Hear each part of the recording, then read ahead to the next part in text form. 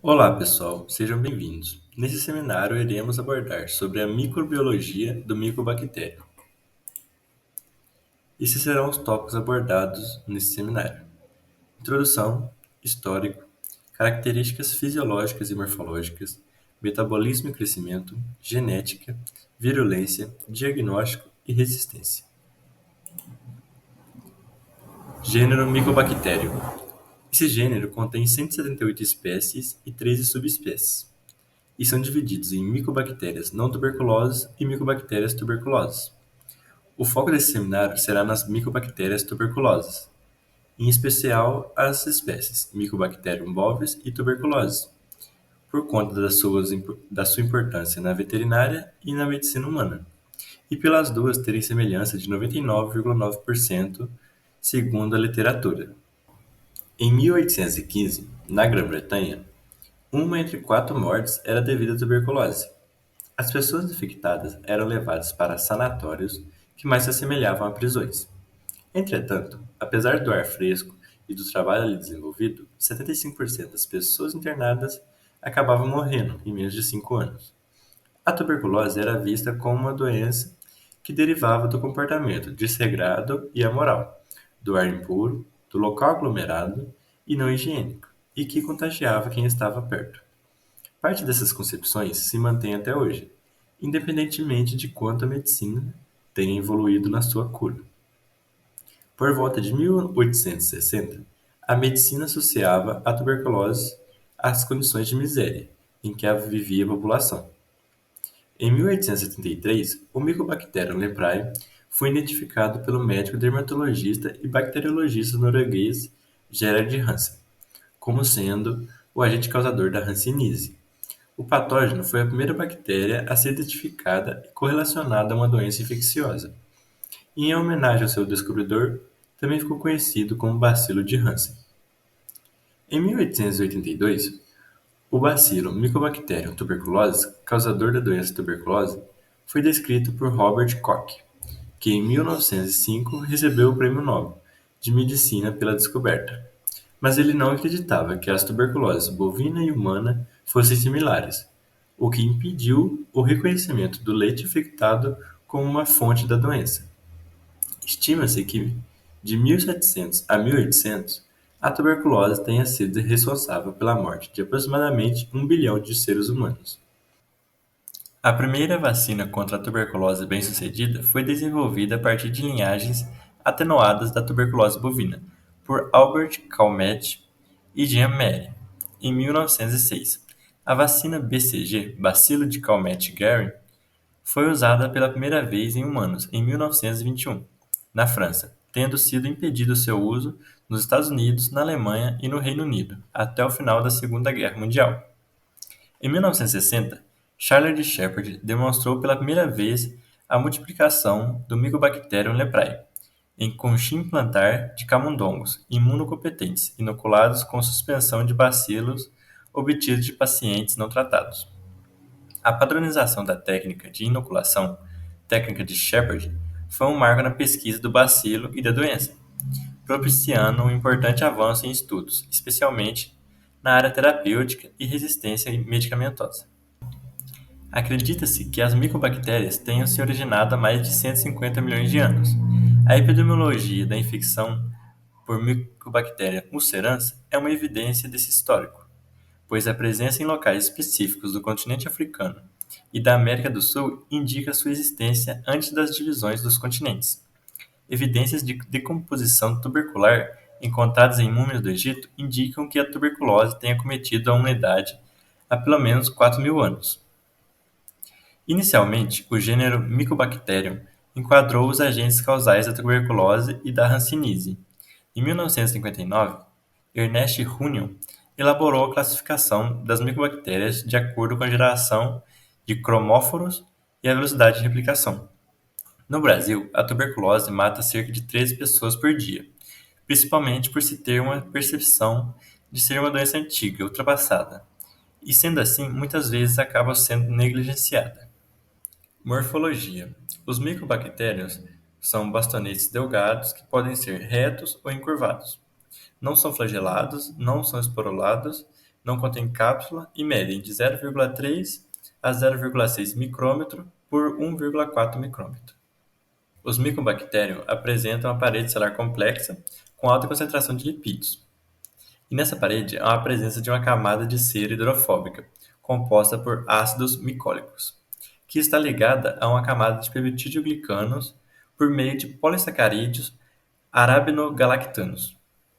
Fisiologia: os micobactérios são intracelulares facultativos. São considerados bacilo-álcool-ácidos resistentes e são aeróbicos estritos ou microaerófilos.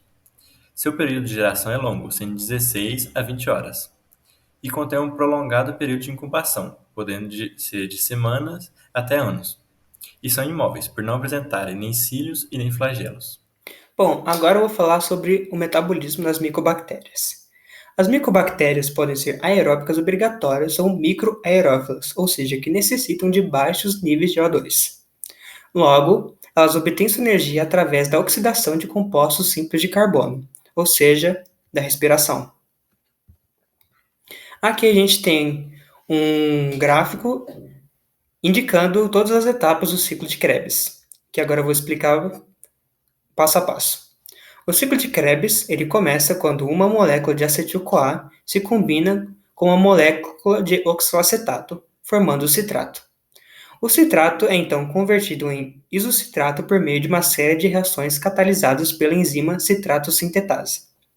O isocitrato então sofre uma reação de descarboxilação oxidativa, catalisada pela enzima isocitrato deshidrogenase, resultando na formação de alfa-cetoglutarato e na liberação de dióxido de carbono e NADH.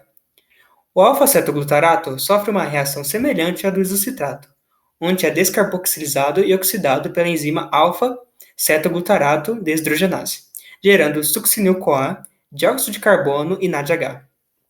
O succinil-CoA, então, convertido em succinato pela enzima succinil-CoA sintetase, resultando na formação de ATP por fosforilação do ADP.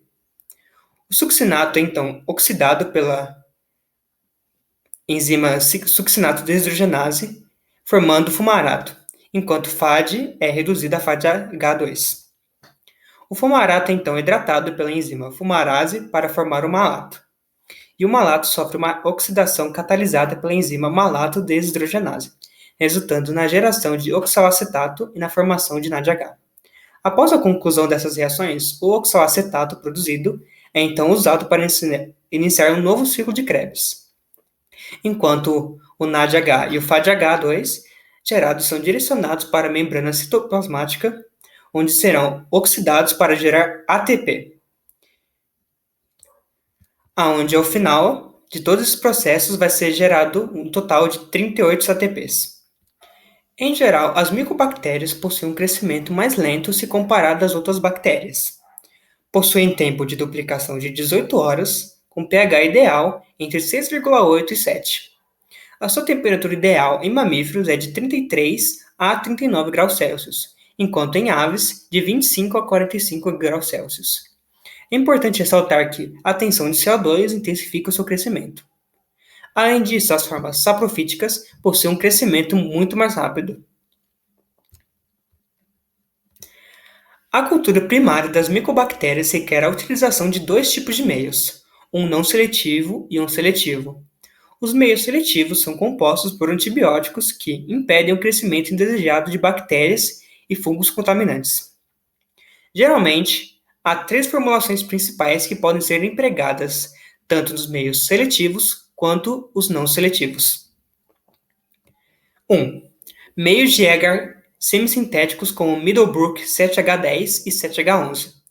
Esses meios possuem sais específicos, vitaminas, cofatores, ácido oleico, albumina, catalase e glicerol, com a adição de hidrosilado de caseína, sendo apenas presente no meio 7H11. A albumina possui a função de neutralizar os efeitos tóxicos e inibitórios dos ácidos gráficos nas amostras ou no meio. Os inóculos grandes crescem nesses meios de cultura em algumas semanas. Devido ao tamanho dos inóculos, esses meios de cultura podem ser menos sensíveis que os outros para o isolamento primário das micobactérias, Devido a isso, geralmente são utilizados como meios seletivos para observar a morfologia das colônias e para teste de sensibilidade de antibióticos. Meio 2. Meios de cultura espessados com ovo, como o Lowstin-Jensen, são compostos por sais definidos, glicerol e uma variedade de substâncias orgânicas complexas, como ovos frescos ou gema de ovo, farinha de batata e entre outros ingredientes combinados de diversas maneiras. A presença do verde malaquita nesse meio tem a função de inibir o crescimento de outras bactérias. Em 3 a 6 semanas, pequenas inoculações de amostras desenvolvem-se nesses meios de cultura. Quando antibióticos são adicionados a esses meios, como é o caso do Gruft e do Mycobacterial, eles possam a ser empregados como meios seletivos. Meio de cultura 3. Os meios de cultura em forma de caldo, como o Middlebrook 7H9 e o 7H12, estimulam a multiplicação de pequenos inóculos. Devido à natureza hidrofóbica de suas superfícies celulares, as micobactérias geralmente crescem em aglomerados ou massas.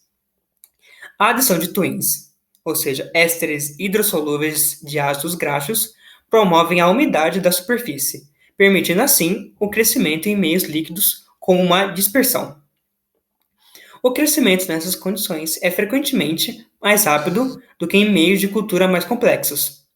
Esses meios são amplamente disponíveis através de diversas empresas e são utilizados em muitos laboratórios de pesquisa, diagnóstico e referência. Além disso, podem ser integrados em processos automatizados, como o sistema MGIT da Becton Dickinson. É importante ressaltar também que pode ocorrer variações no aspecto das colônias, na pigmentação, na virulência, na temperatura ideal de crescimento e em muitas outras características celulares ao cultivar essas micobactérias.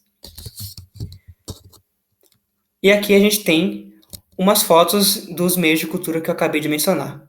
Aqui no primeiro a gente tem o meio de Lowstin-Jensen e no outro lado a gente tem o Middlebrook 7H9. E aqui a gente tem um exemplar de um meio de cultura Middlebrook 7H10, com as micobactérias em crescimento há 4 semanas. Existem muitos estudos sobre a aquisição de genes em Mycobacterium e várias espécies dessa bactéria já foram sequenciadas.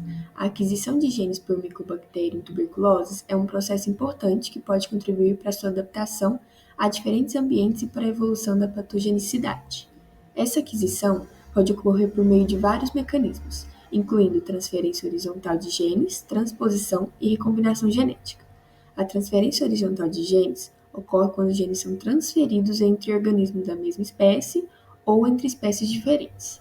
Isso pode ocorrer por meio de processos como conjugação bacteriana, transformação e transdução. Através desses mecanismos, a tuberculose pode adquirir novos genes que conferem resistência a antibióticos, virulência ou capacidade de metabolizar substratos específicos. A transposição é outro mecanismo pelo qual os segmentos de DNA conhecidos como elementos transponíveis podem se mover de um local para o outro, no genoma bacteriano. Isso pode levar à inserção de estrangeiros no genoma de tuberculose, contribuindo para a sua diversidade genética. Além disso, a recombinação genética, que envolve troca de segmentos de DNA entre cromossomos homólogos, também pode resultar na aquisição de genes por tuberculose. Esses processos de aquisição de genes são fundamentais para a evolução e adaptação do patógeno em resposta às pressões seletivas do ambiente. Já o sequenciamento da tuberculose envolve determinação da ordem exata das bases nitrogenadas no DNA do micro-organismo. Isso é feito por meio de técnicas como sequenciamento de nova geração, que permite análise rápida e em larga escala do genoma bacteriano. O processo geralmente envolve várias etapas, incluindo extração de DNA, preparação da biblioteca, sequenciamento e montagem e análise bioinformática. O sequenciamento tem sido realizado em muitos estudos e projetos de pesquisa ao redor do mundo, desde que o segmento... Ai, que ódio! O sequenciamento tem sido realizado em muitos estudos e projetos de pesquisa ao redor do mundo, O sequenciamento tem sido realizado em muitos estudos e projetos de pesquisa ao redor do mundo. Desde o sequenciamento do genoma de tuberculoses foi concluído pela... Desde que... Tá bom de novo. O sequenciamento tem sido realizado em muitos estudos e projetos de pesquisa ao redor do mundo, desde que o sequenciamento do genoma de tuberculose foi concluído pela primeira vez em 1998. Muitos avanços foram feitos na tecnologia de sequenciamento e na análise bioinformática, tornando mais fácil e acessível realizar o sequenciamento em larga escala. Isso levou a uma compreensão mais profunda da variabilidade genética da tuberculose, incluindo a identificação de variantes associadas à resistência a antibióticos e à adaptação de diferentes ambientes.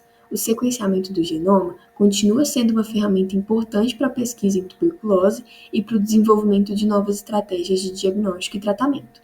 Esses estudos ajudam os pesquisadores a entender melhor a evolução das bactérias do gênero, bem como determinar os fatores genéticos que contribuem para a sua virulência.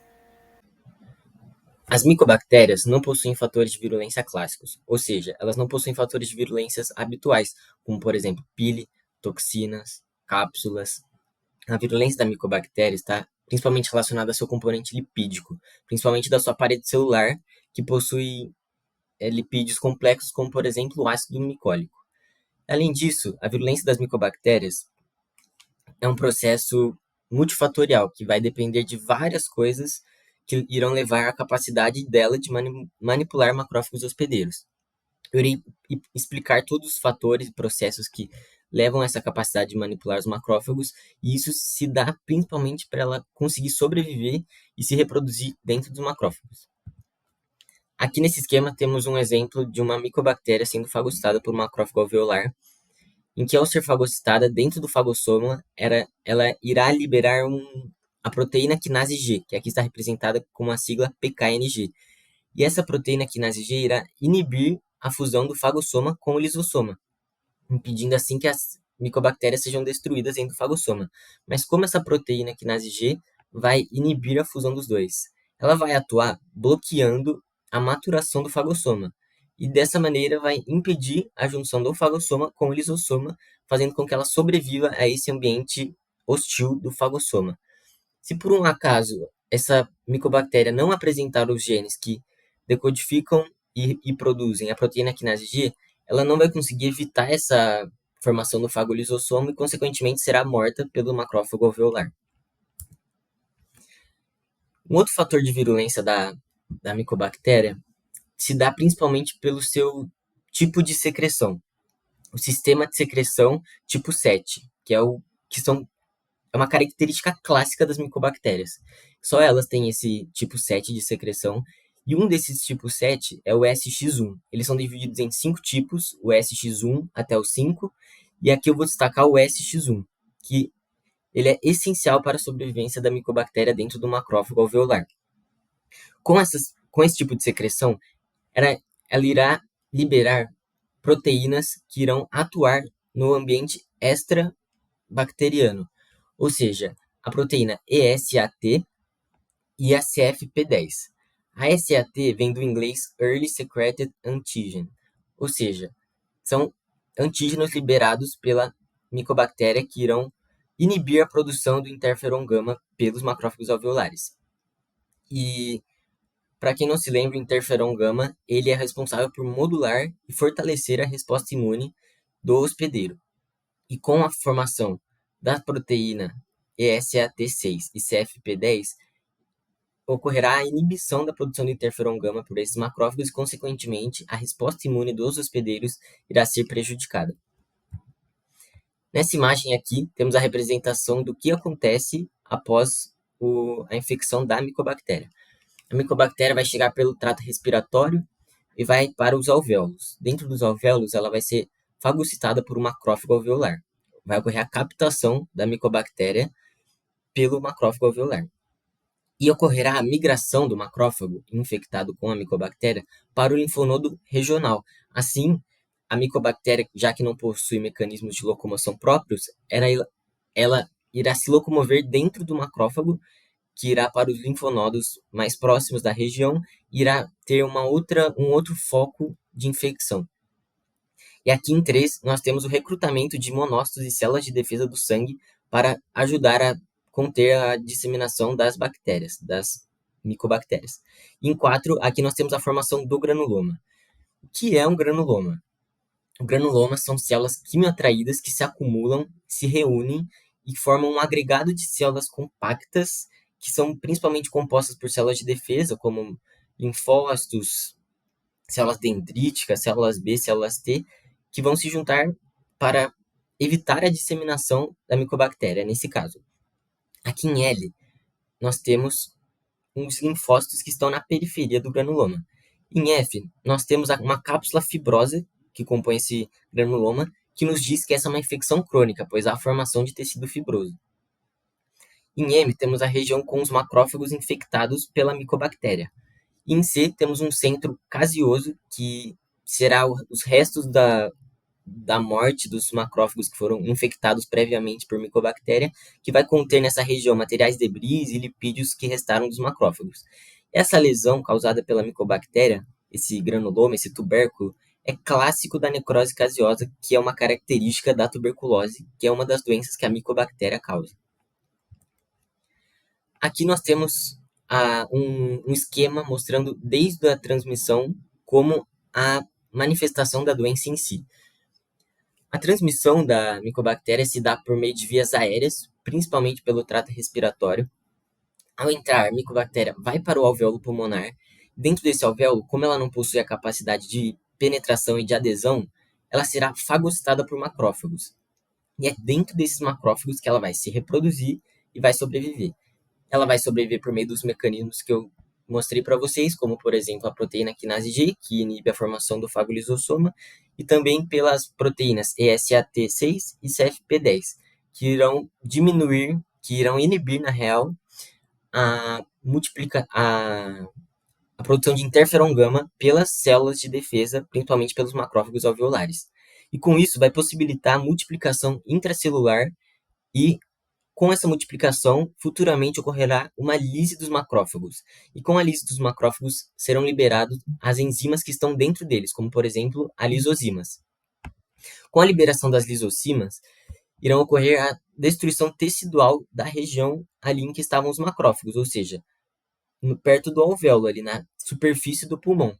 E com a destruição desse tecido, ocorrerá a liberação de citocinas que irão induzir uma resposta inflamatória. Com essa resposta inflamatória, irão ocorrer o acumulado de polimorfonucleares, que são células de defesa que irão estar ali para conter a disseminação do granuloma, a disseminação da micobactéria. E essa contenção do sistema imune para controlar, entre aspas, a disseminação das micobactérias ocorre por meio da formação do granuloma.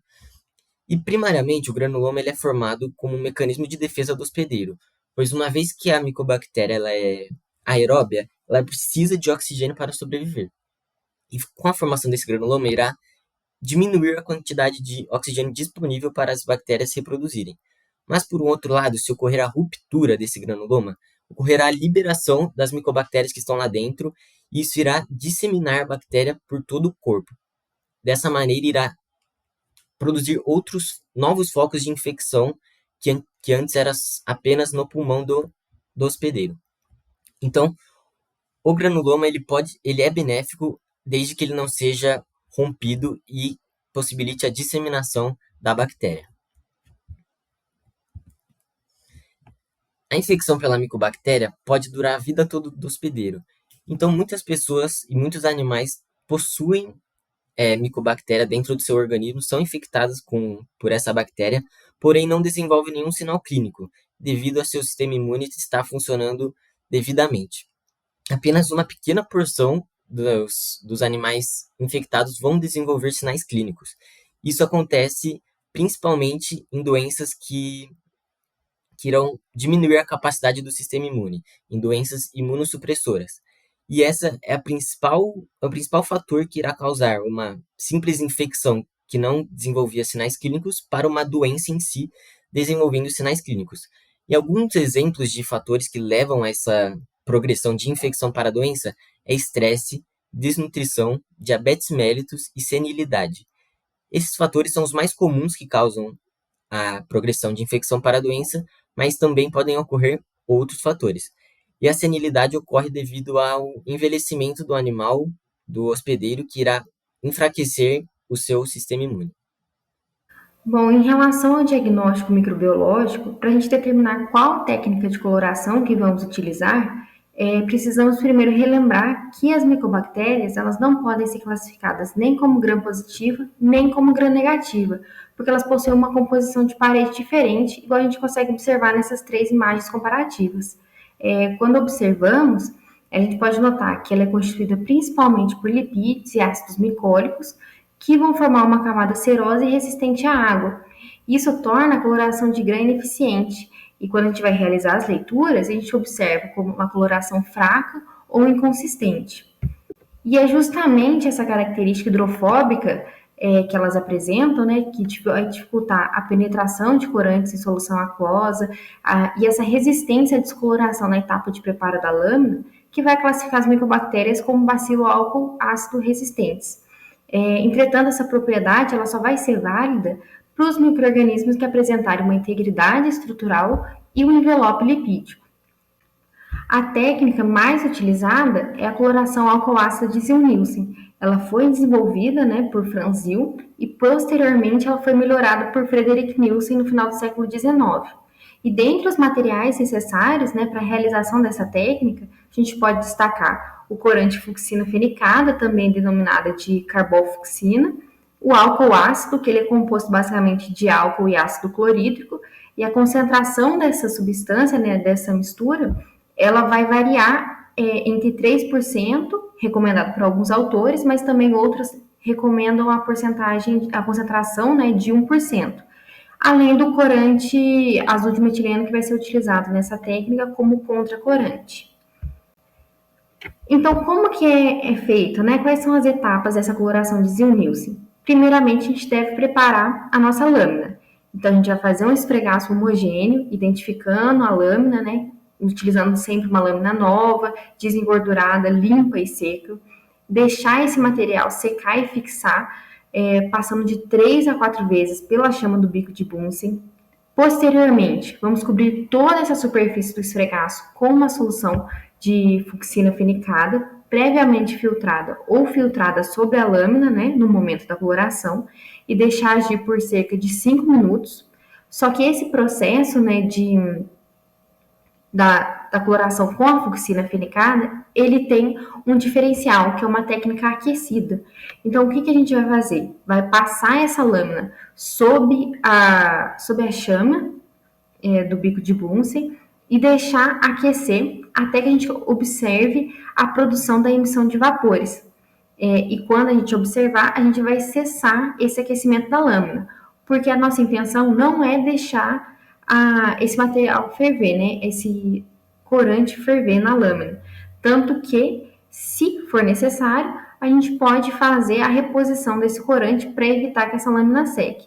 E vamos repetir esse processo, né, de passar a lâmina com o corante sobre o calor, né, produzido pela chama do bico de Bunsen, até completar 3 emissões de vapores sucessivas. Posteriormente, vamos lavar em água corrente, né, para eliminar essa fucsina, deixando a água cair em um jato de baixa pressão sobre essa película corada, de maneira que ela não se desprenda. Então, tem que ser um processo muito cuidadoso. Posteriormente, vamos cobrir toda essa superfície do esfregaço com a solução álcool ácida, né, na intenção de descorar o material que não seja as micobactérias, num movimento, né, de vai e vem, de modo que esse álcool vai escurando suavemente essa fucsina. E se o esfregaço ainda estiver com a cor vermelha ou meio rosada, pode repetir esse processo. Isso, a gente só vai considerar que esse material está descorado efetivamente, né, quando as partes mais grossas elas conservarem somente um ligeiro tom rosado. E essa operação dura, em geral, uns 2 minutos.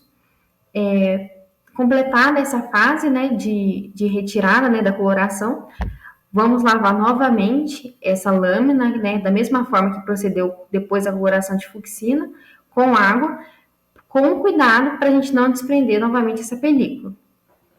Na próxima etapa, a gente vai trabalhar, então, com o contracorante, que é o azul de metileno, né, e vamos cobrir toda a superfície desse esfregaço de 30 segundos a 1 minuto. E, novamente, lavar esse esfregaço, como também foi feito anteriormente, e também limpando a parte inferior dessa lâmina, porque essa já seria a última etapa desse processo. E por fim, a gente vai deixar essa lâmina com o esfregaço para cima, sobre um papel limpo, para secar a temperatura ambiente ou numa estufa a 35 graus. E quando pronta, a gente já pode observar, né, realizar a análise em microscópio com o objetivo de imersão, que é o do aumento de 100 vezes. E nessa tabela, a gente consegue observar a variação da coloração de outras células que possam estar presentes, né, no esfregaço, em comparação com a coloração persistentemente vermelha da micobactéria, justamente em decorrência desse caráter álcool-ácido resistente. Ou seja, quando a gente vai fazer o processo de retirada, né, da fucsina, a micobactéria ela ainda consegue manter aderida, né, à sua parede o corante, mantendo então essa coloração avermelhada. E no microscópio, essa é a imagem que a gente vai conseguir observar, onde os bacilos eles vão se destacar. Aqui no caso, nesse autor específico, a coloração saiu um pouco puxada para um roxo, meio rosado, e o de mais conteúdo na cor azul. E essa coloração, né, dizia o Nielsen, ela é utilizada como um exame complementar da baciloscopia, que é o principal método de diagnóstico da tuberculose humana, em razão do seu baixo custo, a rapidez para a realização dessa técnica e facilidade de execução. E são solicitadas amostras de origem respiratória, como, por exemplo, a biópsia pulmonar, o aspirado transtraqueal e o lavado brônquico. No entanto, essa técnica, ainda que ela seja altamente específica, né, apresentando uma taxa de 95%, ela apresenta baixa sensibilidade, de 65%. E para melhorar, né, essa taxa, preconiza-se a coleta em 2 amostras por paciente.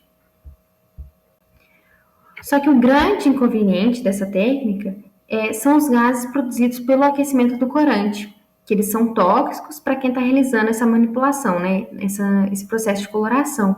E pensando nisso, uma outra metodologia que pode ser aplicada é a técnica a frio, idealizada por Kinyon, que é também denominada, né, a coloração Ziel-Nielsen modificada. Ela é muito parecida, né, com a Ziel-Nielsen, porém, como dito anteriormente, é uma técnica a frio e com uma concentração maior de carbonfucsina. Então, não precisa realizar aquela fase de aquecimento da lâmina.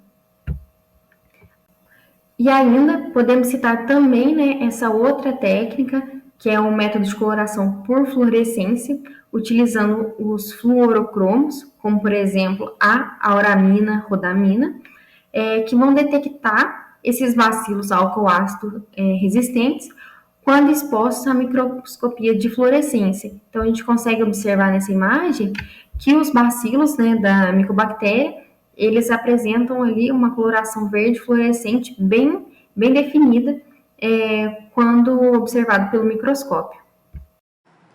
Agora, o tópico que vamos abordar é o tópico de resistência, que é um fator de extrema importância no estudo das micobactérias, já que é um grave problema e vem aumentando em nível mundial. Nesse primeiro slide, nós vamos falar um pouquinho sobre os motivos que geram esses micro-organismos resistentes. O primeiro deles é o uso irregular ou o abandono do tratamento. Isso ocorre porque o êxito no tratamento é amplamente dependente da adesão do paciente ao esquema adotado. Então, se houver uma falta de colaboração do paciente, seja por uso irregular, inadequado ou abandono do tratamento, pode levar ao surgimento de linhagens multiresistentes aos fármacos.